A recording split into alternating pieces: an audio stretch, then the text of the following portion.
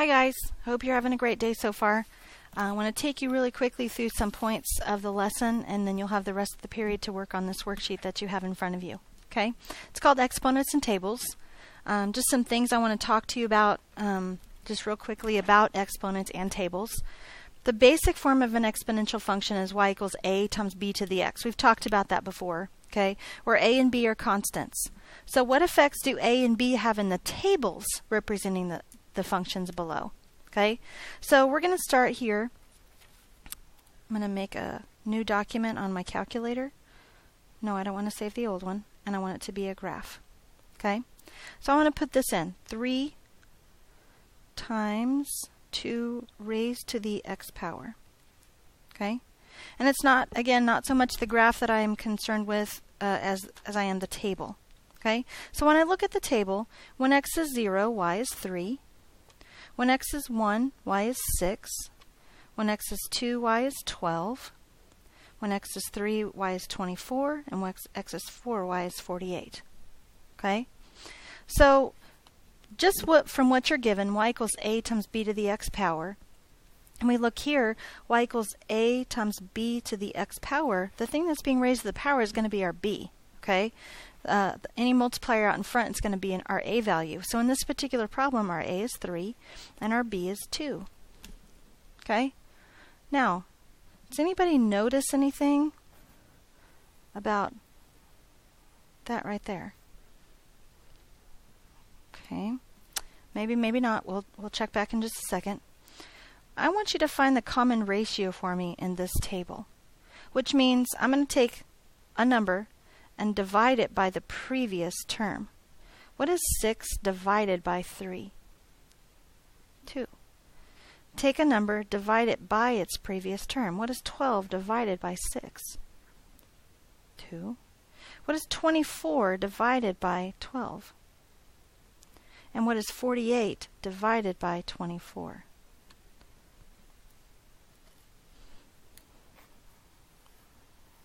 All 2's. Okay. Look at number 3. Okay. If we have a times b to the x, and we know the b is the thing being raised to the power, that means in this case b would be 6. What's a? No, it's not the equal sign. Okay.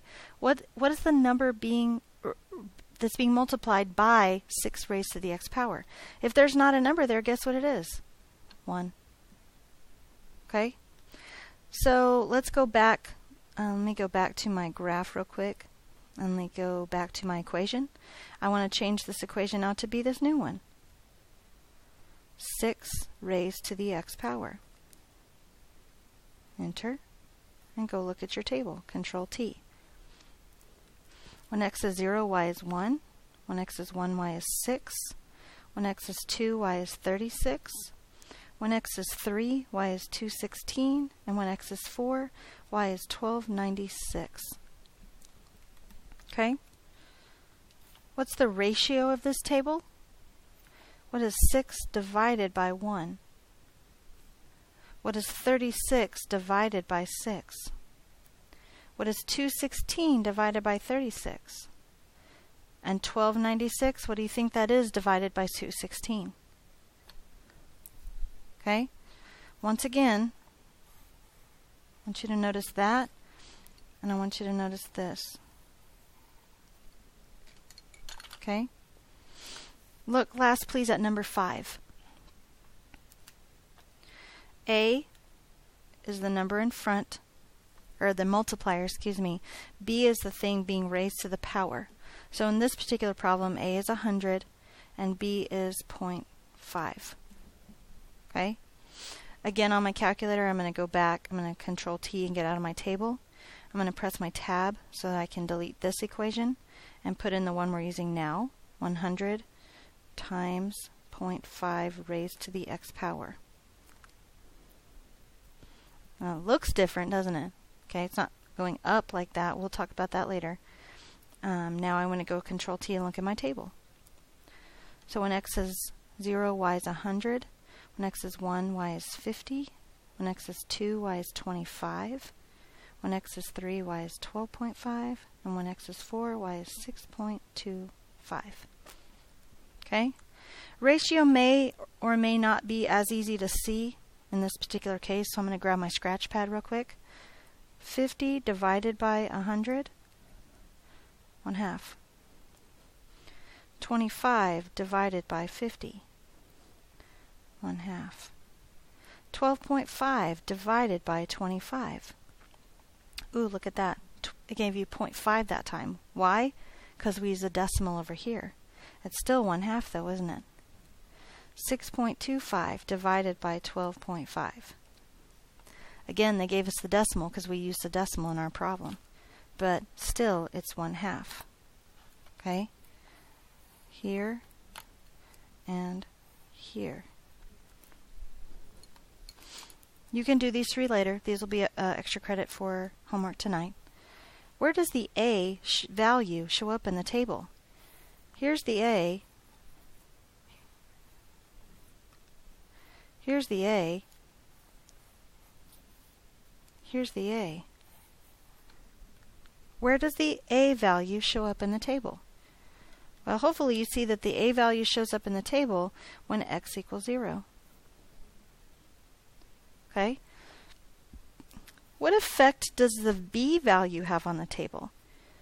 Anybody see where this value comes from right here, the ratio? Oh, look, it's B. B is 6, so is the ratio. B is 0.5, so is the ratio. Okay? So what effect does B have on the table? It's the ratio. In the not ration or ration. It's the ratio in the table. Okay? Turn the page, please. There's some notes up here at the top I want to make sure that we all have. For functions in the form y equals a times b to the x power, a is the, what do you think? Where was a? A was when x equals 0, so a is what you start with. A is the starting amount. That's going to become pretty important when we do some word problems, the starting amount, okay? Or when x equals 0 in the table. Okay? What about B? B is the what? B is the ratio between terms on the table. Okay? Oh, look at that. I made it one word. On the table. Ratio between terms on the table. Okay? If you want to give yourself a little side note, though, it's what you multiply by. Now, I know that we figured out what the ratio was by dividing by the term before it, but couldn't I also, like, if we're going up the table, it's the what we divide by. You remember how we talked about that the other day? But going down the table, what do? If we divide to go up the table, we multiply to go down the table. 3 times 2 is 6. 6 times 2 is 12. 12 times 2 is 24, and so on. Okay? Oops, not there yet. Okay.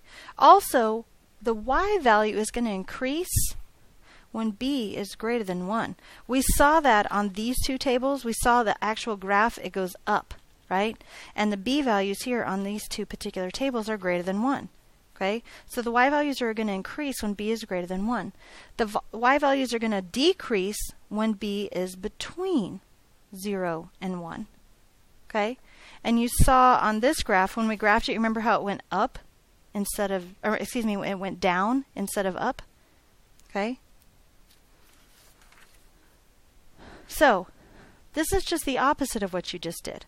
It gives you the table and asks for the equation and for the ratio. Okay? So, I think anyways, if I have the 0, then I know what A is, don't I? I know that that's A. So it's finding the common ratio that's going to be the part that we just need to be careful of. 20 divided by 5, 4. 80 divided by 20, 4. 320 divided by 80, 4. 1280 divided by 320, 4. So I know my common ratio is 4. So A is 5 and B is 4. Okay? You have these other problems to do right here, and you have these two problems to do on the back. Okay? The one thing that I really want you to pay attention to is whether you're earning money or losing money. Okay? In this particular case, we take out a school loan, and our loan accumulates interest, means it earns interest. Okay? So this percentage, what we're going to use is actually going to be 1.12, because we're starting with what we had before and earning 12% interest. Okay? So this is going to be our common ratio. The B is going to be 1.12. On this problem, with the car value, when you drive a car off the lot, it starts to lose value. Okay? And in this particular case, it loses 20% of its value. If it's losing 20% of 100%, our B in this particular case is going to be 0.80. Okay? I know that might be a little bit confusing, and if we need to talk about that tomorrow, please just let me know. But if we're earning money, we're adding it to the 100% we start with. If we're losing money, we're subtracting it from the 100% we start with, so we're just having 80%. Okay? Do your best on these two problems on this worksheet. Finish for sure these two. Finish for sure these three right here. And finish for sure, go ahead and finish for sure these three on the front as well. Okay? We'll count all those as points. I'll make sure you have sufficient extra credit when I return. Please have a wonderful day. Please behave to the sub like you know that I like for you to do when I'm gone. Hopefully I will see you tomorrow.